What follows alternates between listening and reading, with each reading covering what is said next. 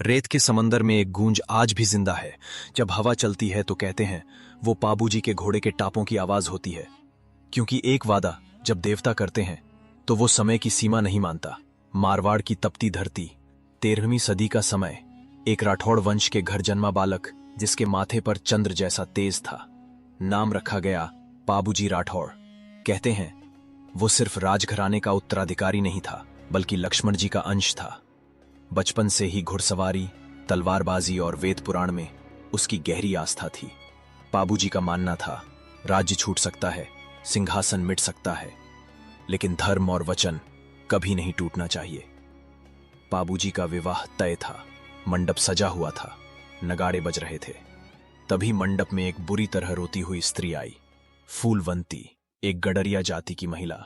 उसकी ऊंटनी लीलड़ गांव के बाहर से झूंठल खींची नामक राजा ने चुरा ली थी।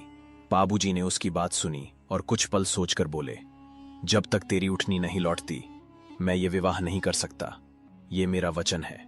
सब चौंक गए। दूल्हा मंडप छोड़ चुका था, लेकिन पाबूजी के लिए एक अबला का न्याय राजा से ज्यादा बड़ा था। पाबूजी अपने प्रिय घोड़े केसर कालवी पर सवार हुए। साथ था उनका सेनापति और सबसे विश्वास पात्र साथी भैरव। उन्होंने झूंठल खींची की सेना को ललकारा। रणभूमि में केसर कालवी की टापें आसमान को कंपा रही थीं। युद्ध हुआ। दुश्मन पीछे हटने लगा। ऊंटनी लीलन को छुड़ा लिया गया, लेकिन युद्ध इतना आसान नहीं था। जब पाबूजी लौट रहे थे तभी झूंठल ने एक कायरता भरा वार किया। एक सिपाही ने पीछे तलवार से सीधा पाबूजी की पीठ में वार कर दिया। भैरव चिल्लाया, महाराज अब युद्ध बंद करें, लौट चलें। लेकिन पाबूजी मुस्कुराए, खूंठल से लथपथ शरीर से बोले, मैंने वचन दिया है फूलवंती को, जब तक ऊंटनी सही सलामत न पहुंचे मेरी आत्मा को चैन नहीं मिलेगा। उन्होंने लीलन को आगे बढ़ाया और जब ऊंटनी फूलवंती के द्वार पहुंची तभी पाबूजी ने अंतिम सांस ली।